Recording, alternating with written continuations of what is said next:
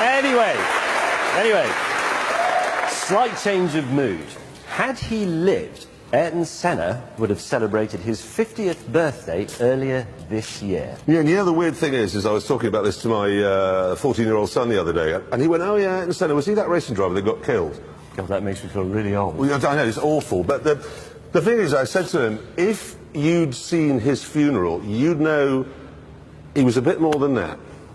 One of the world's greatest motor racing drivers, Ayrton Senna, has died after a crash at this afternoon. Senna's 3 times a world champion suffered massive head injuries. Formel 1 Weltmeister Ayrton Senna. A million people lined the streets of his home city. The Brazilian government accorded full military honors. In Brazil, at his home country, has declared 3 days of mourning. I think I was 9 years old, and I was racing that weekend. I just came in from a heat or practice session, and my dad's working away on the car, and I remember him telling me. I remember going around to the back of the car and just bawled my eyes out. At 9 years, I remember it like it was yesterday. I remember exactly where it was, what spot. I could take you there right now. In Brazil, they remember Ayrton Senna as a sporting hero who gave away millions to help underprivileged children. Elsewhere in the world, though, we remember him best for this.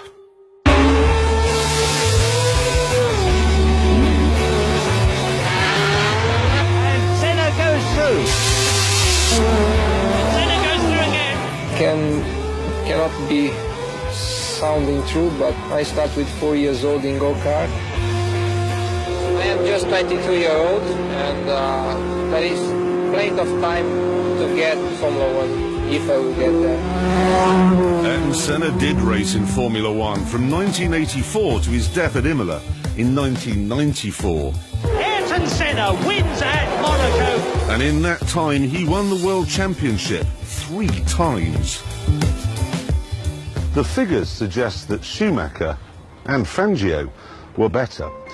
But the people who know, they tell a different story. I think Senna, I will put him in number 1.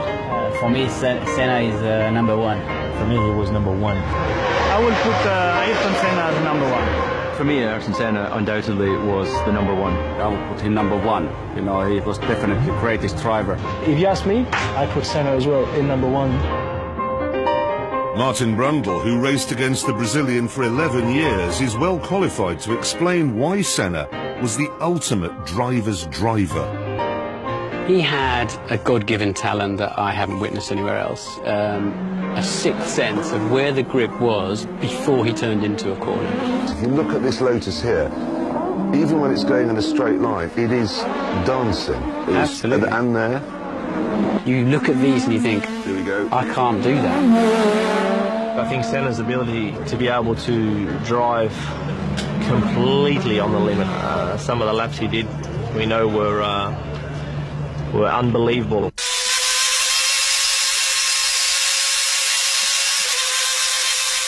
This is manic. Look at this. How he reads those 2 guys. He's absolutely on it, isn't he? Look at that. Senna was so good at banzai last-minute qualifying laps that in his Formula 1 career he won an incredible 65 pole positions.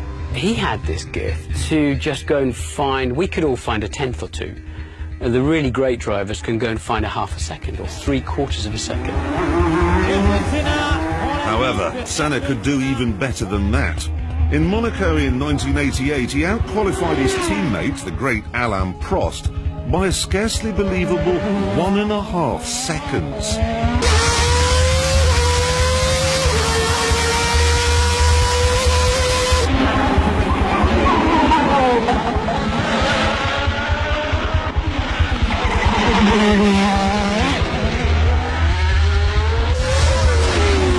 Nobody in the end wanted to spoil Senna's pole lap. And when you saw the day-glow McLaren and the very bright helmet of Ayrton Senna, he would come through and we literally jumped out of the way. You didn't want to be the one they all talked about as having blown the lap that the whole of the Grand Prix venue was looking forward to. But it wasn't just out-and-out speed that made Senna special. He was so good because he was working so hard on details. And I improved the car also there and there, but he went in the fine details. That's why it was fantastic. Yeah, the worst is here. The worst is the second chicane and in the third chicane. But it's because the asphalt goes like this, in the third chicane and it's like this. In the second chicane you're coming bumpy. And if I think back to when I was his test driver at the beginning of the '94 season, after the second day he had a small incident and tweaked his neck, and that was it. The test was over as far as he was concerned. I came in the following day and he was there in the morning, and I thought, oh, okay, he must have made a miraculous recovery. But in actual fact, he was just there to listen to what I was saying to the engineers, to work out whether he could trust my feedback. And when I compare that to Nigel Mansell, when I was his test driver, he would set a lap time and then he would bugger off to the golf course. Another weapon in Senna's armoury was his utter ruthlessness. Prost having a look, and Senna's tiding him into the pit wall. Schumacher trying to take Ayrton Senna. Now let's see if the Brazilian moved across. Indeed he did. He often used to put us in a position that you were going to have an accident, and he would leave it up to you to decide whether to have that accident or not.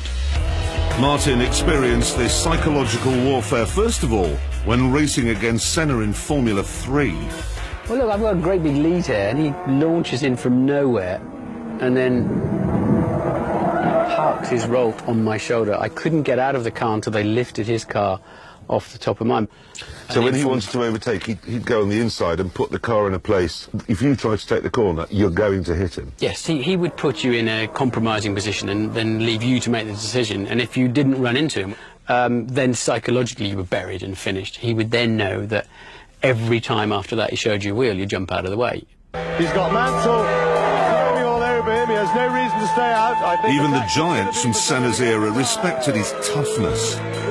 I don't think there was any qualifying session or any race he went into that he wasn't prepared to put it on the line. Climbing all over the back. He's having a look, and he's inside Mansell. He was the toughest driver and the most ferocious driver to protect his area or space. Senna, all his skills involved. He's got a much slower car, very clapped out tyres on his car. Mansell's got fresh rubber on, all the grip in the world. Senna blocking away and sliding a lot, Senna knocking it down. Mansell weaving this way and that way, but Senna won't let him past. He's got the racing line, he's going to keep it. This will to win reached its peak at the Japanese Grand Prix in 1990. Here, Senna would be world champion, providing his arch-rival Alain Prost, now at Ferrari, failed to finish. So, at the first corner, he made sure Prost failed to finish. Alain Prost has taken the advantage. Senna is trying to go through on the inside, and it's happened immediately. This is amazing. Senna goes off at the first corner. Yes, and that makes Ayrton Senna world champion this year.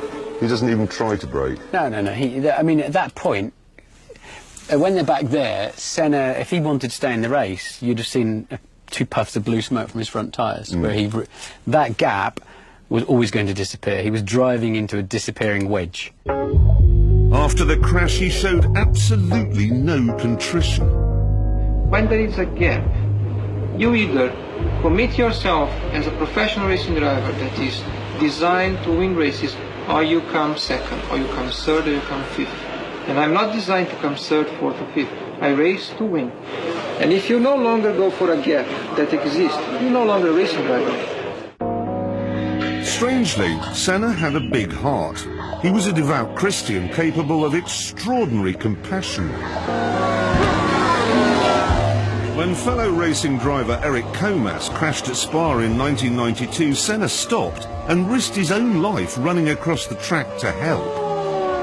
You see, that's the paradox of Ayrton Senna, isn't it? In that he was clearly a fantastic human being.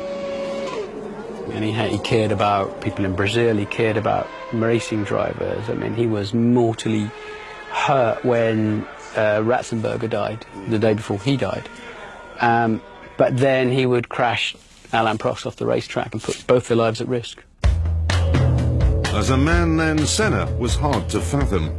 But when it rained, it was easy to spot his talents as a driver. And Senna is a wet weather master.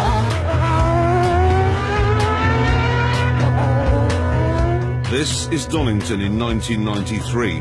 The track is wet and Senna, in an inferior McLaren, is in trouble at the start. He's coming up well. Senna is crowded out and is down to 5th position. And Wendlinger is up into 3rd place ahead of Schumacher. Prost leads, Hill 2nd. And Ayrton Senna is up to 4th position ahead of Schumacher and challenging Wendlinger as they go round the right-hander into the old hairpin. Senna is up to 3rd. A quite brilliant couple of corners by Ayrton Senna. Tremendous stuff. He muscled his way back into contention at Redgate. He's going inside Damon Hill. And Senna into 2nd place already. So 2 retirements already and Senna goes through into the lead. He passed Alain Prost, so... And that was it. 1 lap, 5th to 1st. Yeah. If you want to have 40 seconds of what is Ayrton Senna, the racing driver, all about, and there it is, in a nutshell. Yeah. After the race, though, he was completely calm. Driving with slicks in damp and really slippery conditions was tremendous. Conditions like this is gambling and it's taking chances that pays off. And I think we gamble good. And of course, you have to remember that Senna was doing his gambling in cars that were like wild, ferocious animals. This McLaren MP44, in which he won 8 races and his first world championship, had very little downforce, a manual gearbox and 1,200 horsepower, 450 more than the F1 cars of today. It is the last of the turbocharged monsters, one of the greatest racing cars ever made. And today, it's going to rumble again in the hands of Senna's #1 fan. There it is. Woo! I can't believe that I'm...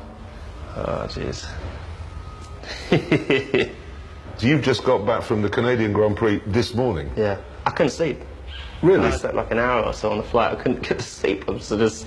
Because you get to drive Senna's MP4? I just can't imagine what it's going to be like. I just have this sound in my head of the car roaring and going through Monaco streets when he's one-handed. I'm just going to go one-handed round and just see what it's like around one of the corners. Let's go, let's go. Can I go?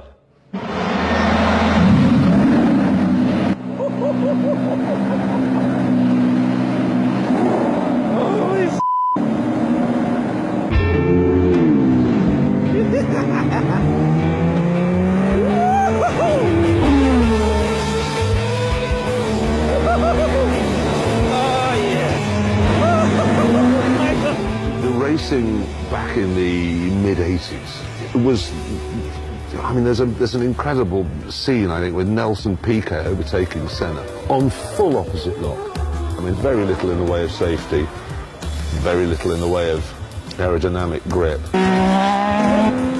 Manual gearbox, 1,200 horsepower. Yeah, and the cockpit, you could almost punch through it. Yeah. So you think, geez, you know, you're driving around at those speeds, your wheel falls off, the mechanic makes a mistake, you're dead. It's phenomenal, and I can't even contemplate what it would have been like. But, so that's why I think you have even more respect for the guys that did it back then. I mean, you have to be, back in the 80s. Crazy. A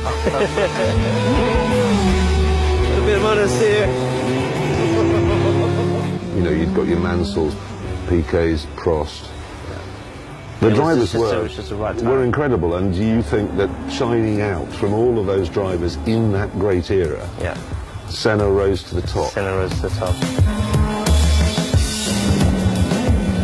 I don't want to go in. Let's do another lap.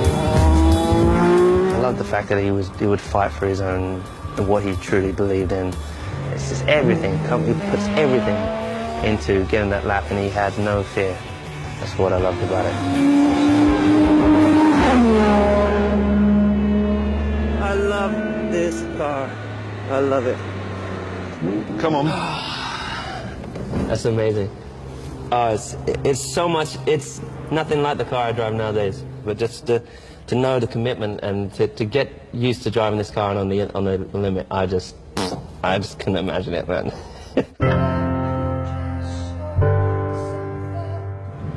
It's one of the best days of my life. I just feel so blessed, you know. I dreamed my whole life of driving that car. My whole life. I just ticked off one of my dreams.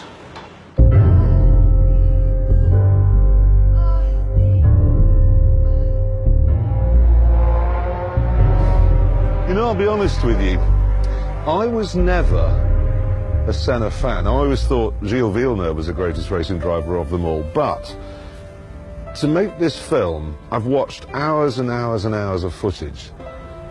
And the thing is, Villeneuve was spectacular on a number of occasions.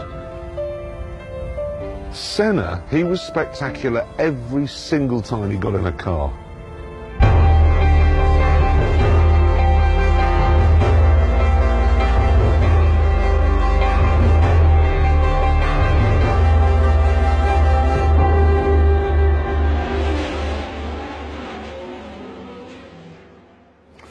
There's an amazing film coming out on Ayrton Senna next year. I urge you all to go and see it. It's fantastic.